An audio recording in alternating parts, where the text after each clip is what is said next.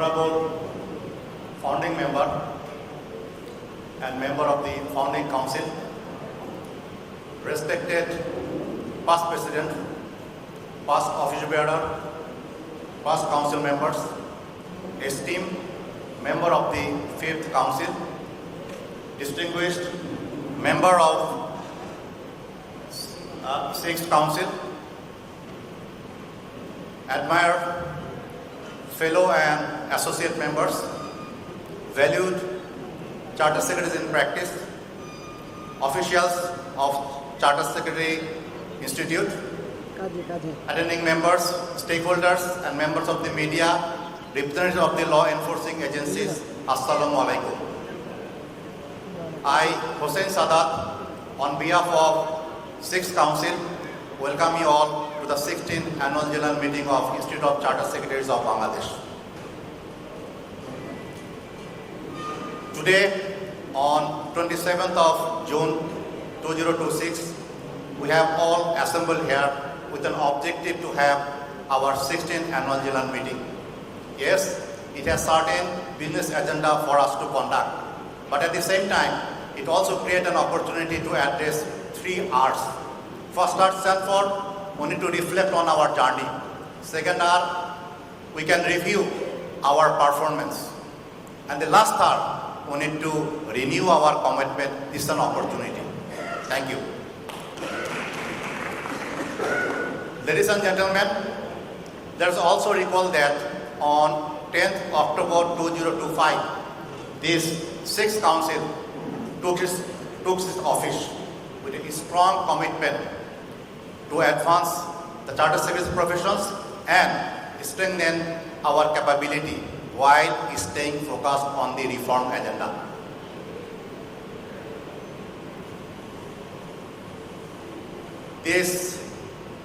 We have only received 3 months from the out of 12 months of last year's.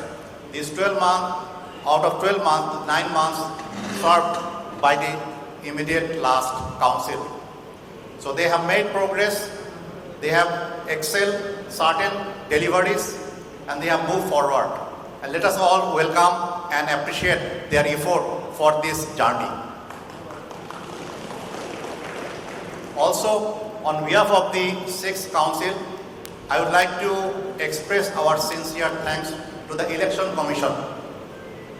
They have delivered a credible, fair and transparent elections, by which today we came here as part of the 6th Council and appear before you for this AGM. So thank you, Election Commission. Now, we need to remember the context when actually we took this office and assumed our responsibilities. The context was a bit different. It was a bit challenging, both inside and also from the external perspective. Keeping that in mind, we had to review the ongoing processes. We need to take into account the emerging opportunities and challenges, and for the first time in ICSB history, we all, the elected council members, sat together, spent an entire full day in the form of devising our strategy. That strategy speaks about the forward, our roadmap for the next several years. That helped us to identify as many as 42 priorities. These are coming from particularly the broad heading of policy and governance, the processes, the stakeholder engagement, capacity enhancement, education and examination, land and infrastructure, and finally, reform implementation. You can have a look. We have presented it in our annual report, page number 62. So we also appearing before you, admitting and accepting our limitation. We cannot address everything, all the agenda. That's why we have broken down all these 42 priorities into short-term, mid-term and long-term. Objective is, we have been mandated to lead this institute for next 3 years. So we have time. We cannot do everything in one single year. It's a continuous journey, year 1, year 2, year 3 and beyond. That's how actually we have allocated all our 42 priorities, and thereby all our elected council members, they have been assigned to work on those priorities. This is how we are ensuring our accountability towards you, and we are having a routine meeting in the form of council meeting, also in the form of strategy progress review meeting, whereby we are making accountable all our assigned elected council members for them to deliver on their promise.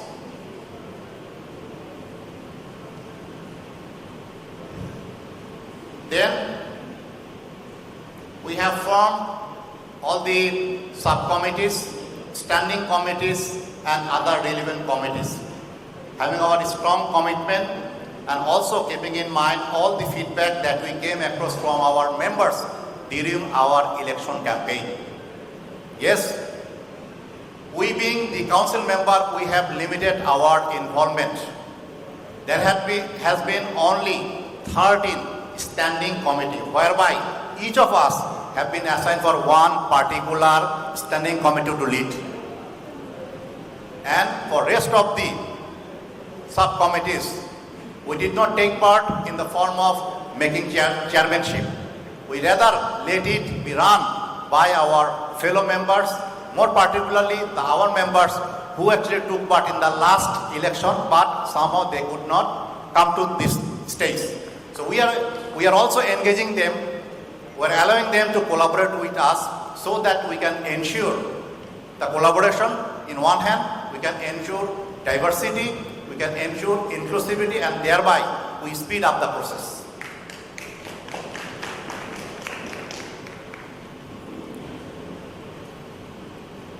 Also, alongside these defined standing committee and subcommittees, out of our strong commitment, we have also designed some of the very special committees.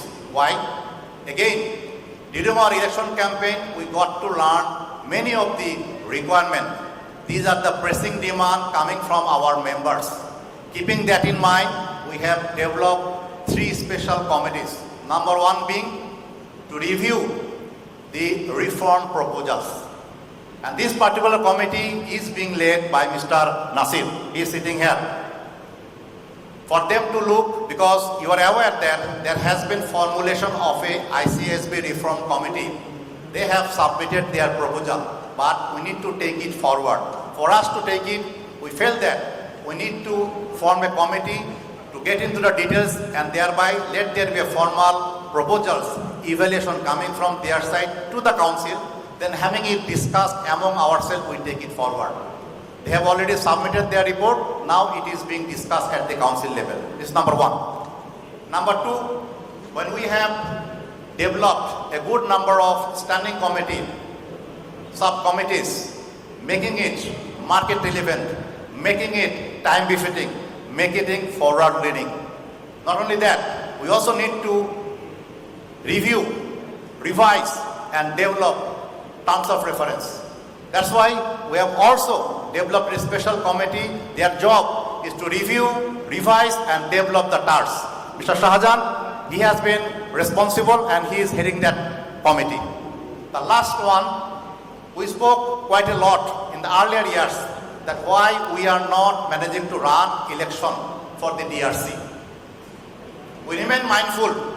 Out of our commitment, we also formed another committee, and we have been assigned none other than our colleague Mr. Majid to lead this special committee.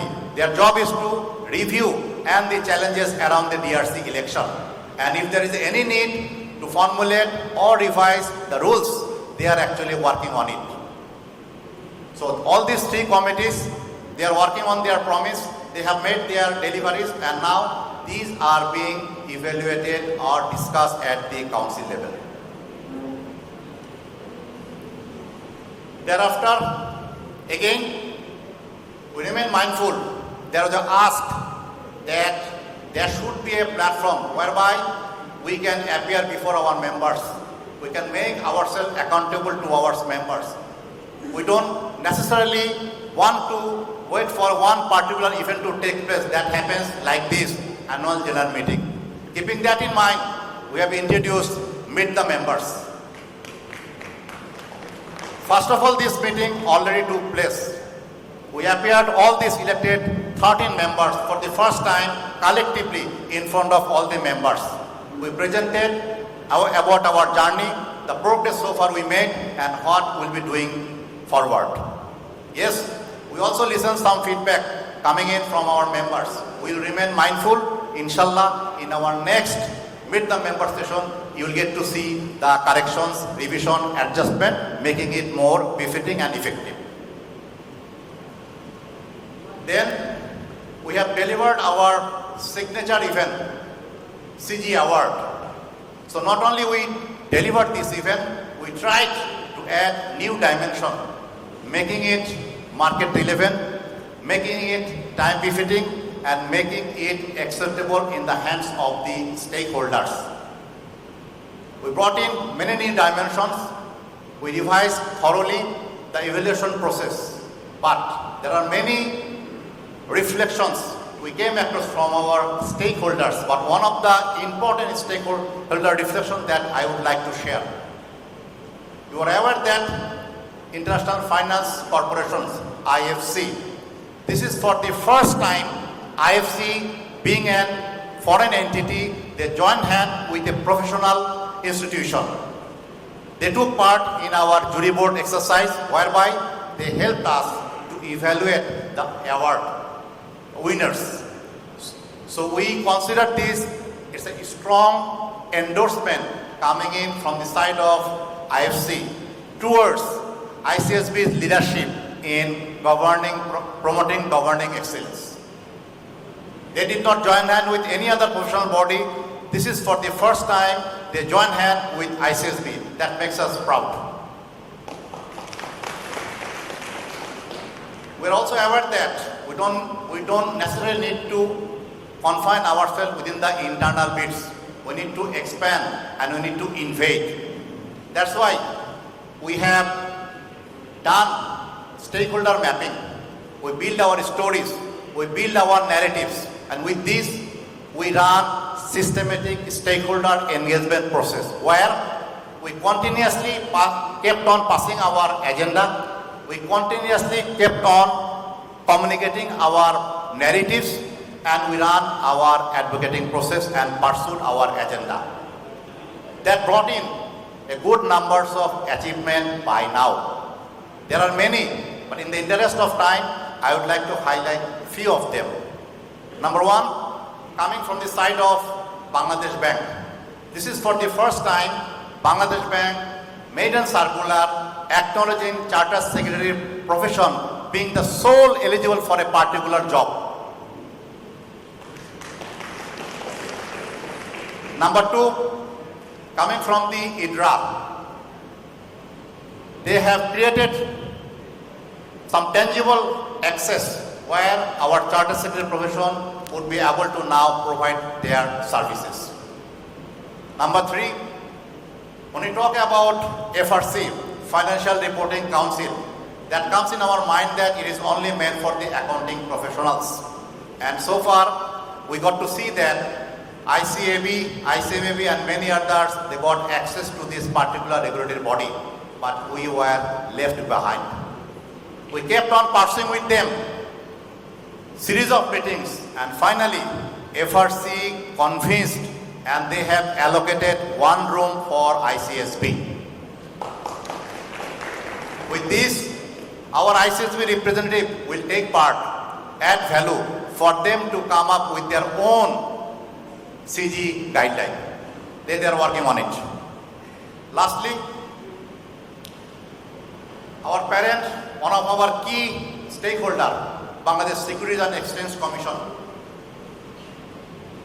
We have exhausted a good number of engagement.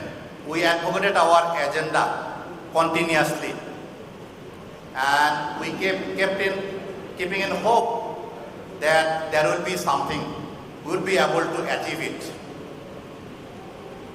That really brought some results, and many of you already got to see that BSEC, in their recent draft CG rules, they have made a provision, it's a proposed one, only the Chartered Secretary professionals to run the CG audit. Alongside you, we are also equally concerned that whether it would be a sustainable case, it's a different ball game. We will keep trying our best, but the progress is they listened to us, they understood, they got to see the value proposition coming from the Chartered Secretary profession, and thereby they took the bold courage to say only the Chartered Secretary profession would be allowed to run this CG audit.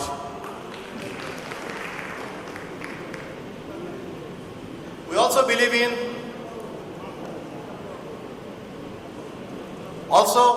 in continuous learning. So we have been designing and running all the market relevant education program in the form of CPD, seminar, training, and so on. We're happy to let you know that this institute has been the pioneer, first professional body to run a session on the newly launched IPO Rules 2025. There have been many other professional bodies, but in comparison with them, we are the first professional body to arrange such a discussion session on IPO Rules 2025. Also, we have been pioneer to run a session on the regulatory requirement on sustainability reporting. So there have been many, I'm not going into details. We also believe in women empowerment. So we felt that we need to work on how we can empower more and more. Keeping that in mind, we got engaged with many of our stakeholders, the development partners. For example, IFC came forward. They designed a special session only looking at our women charter secretaries. Why?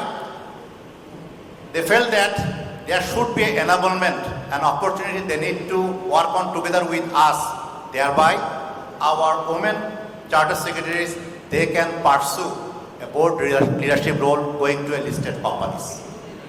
Not only that, they have also nominated our members towards BSEC for them to potential consider into their ID pool, independent director pool. It is there.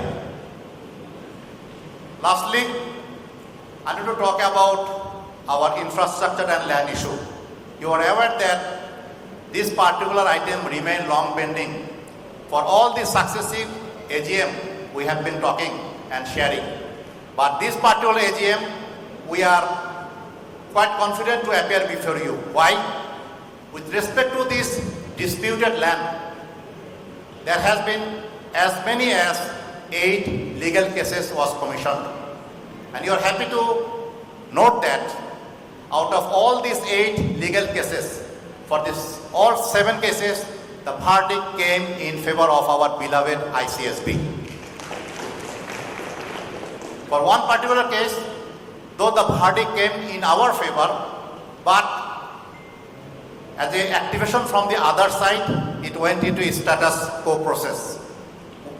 For us being the member of the Governance Institute, we need to act responsibly. Through our act, through our behavior, and the way we do our operations. We discussed with our external legal counsel, we discussed with our important stakeholder, inviting their guidance what we should be doing. They said, you need to act in a responsible citizen. You need to act, you are truly governance professionals. What does it mean? That there is a one leg we are left with. Because now that it's a status quo, the other side will make an activations through the process of CP, and thereby there will be outcome. So there is only one leg, and we are confident that this outcome will again come in our favor. Finally, in very recently, from this institute, we all observed Charter Secretary Day. That particular day observed on 16th of June this month. What is the objective? There were 3 objectives in particular. One, it's a day for us to be reminded that what is our roles and responsibility, keeping in mind the term governance. Two, we at times say that we don't have that much of visibility in front of our stakeholders. So this particular day will help us to let our stakeholders know what this profession is all about, what is their value propositions. And number three, this particular day will help us to renew our commitment, how we can work together for us to improve the transparency and the fairness of the financial reporting and the governance process. So we have come a very long way.